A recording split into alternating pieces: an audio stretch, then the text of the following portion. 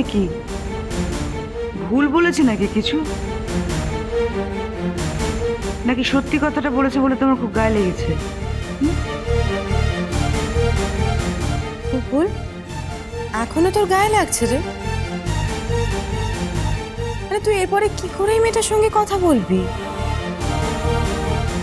আমি বুঝতে পারছি না, একটা মেয়ে বারবার তোকে অপমান করে যাচ্ছে, এরপরে তুই ওকে কি করে নিজের বউ বলে মানবি রে?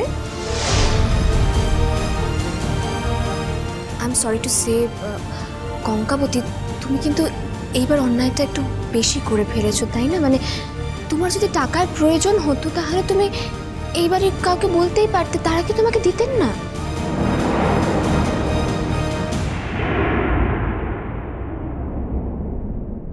কেন করলে তুমি এই কাজ? কেন করলে? চুপ করে আছো কেন? প্রশ্ন করেছি আমি, উত্তর শোনার জন্য বলো।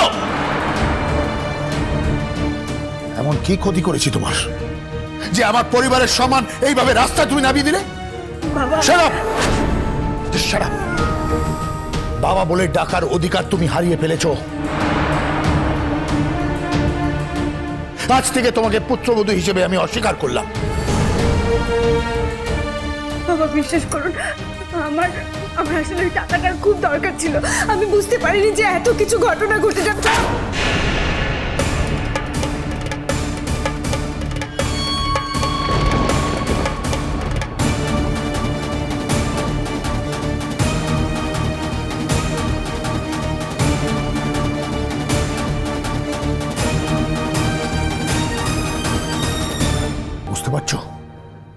বুঝতে পারছো এই দেবজিৎ ব্যানার্জি কতটা কঠোর হতে পারে?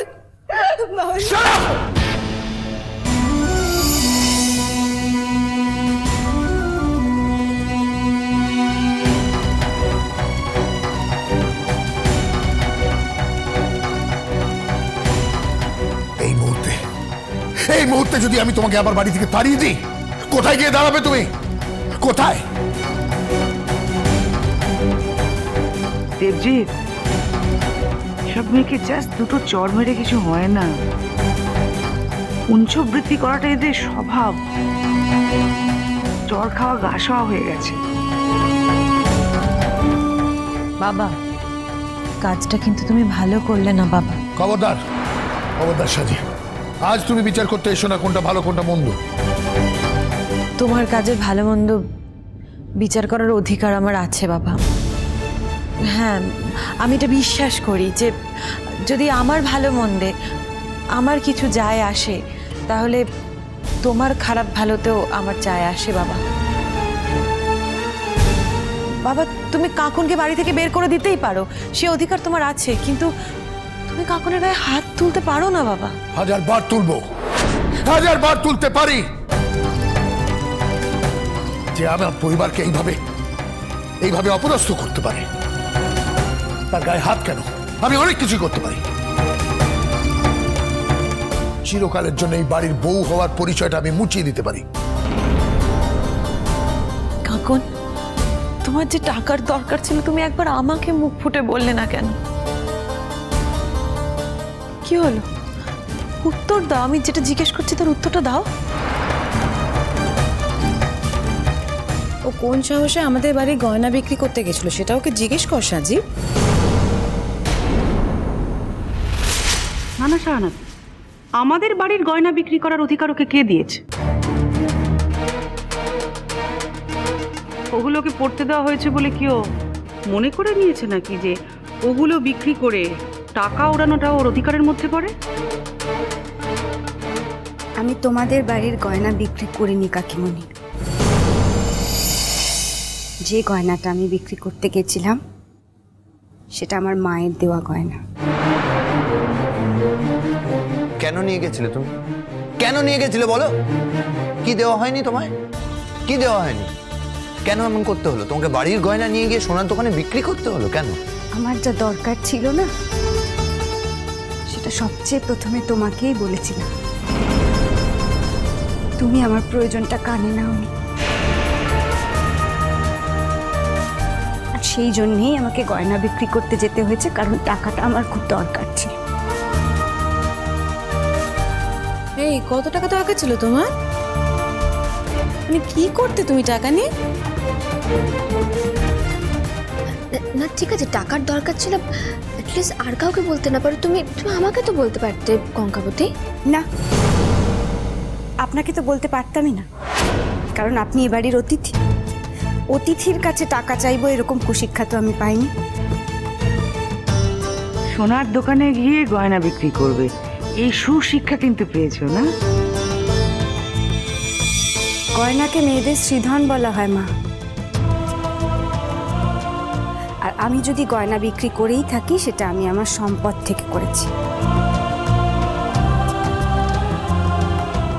আর প্রয়োজনে যাতে কাজে লাগাতে পারে সেজন্যই মেয়েরা গয়না ব্যবহার করে।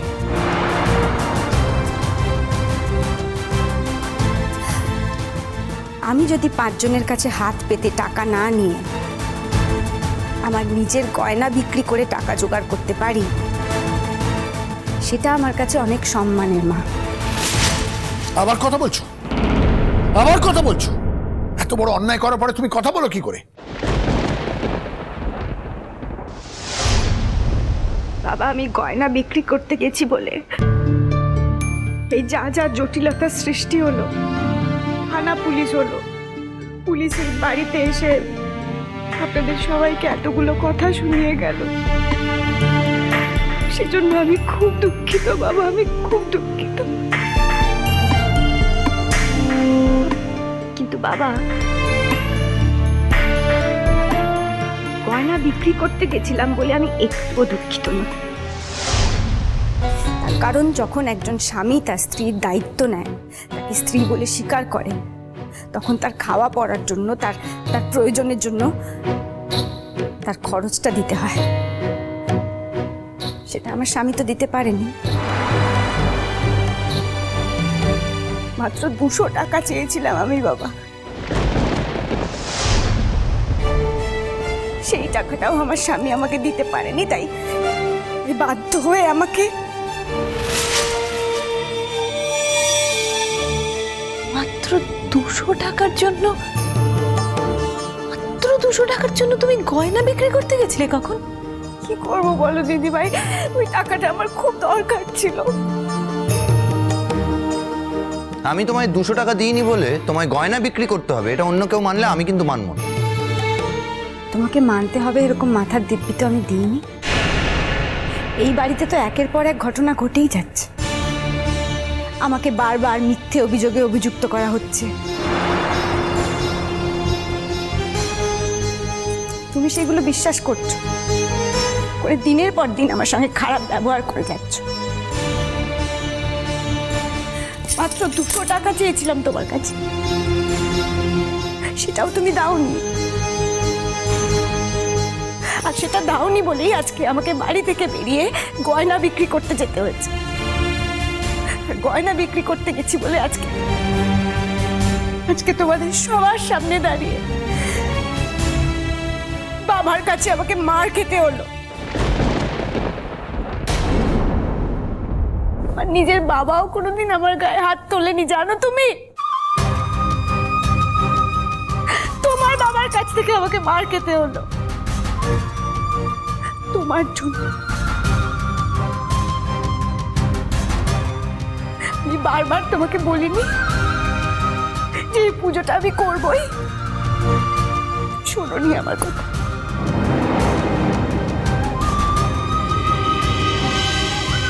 কোনো গুরুত্ব দাওনি আমার কথা, আর সেই জন্য আজকে এই ঘটনাটা ঘটলো আমার সাথে।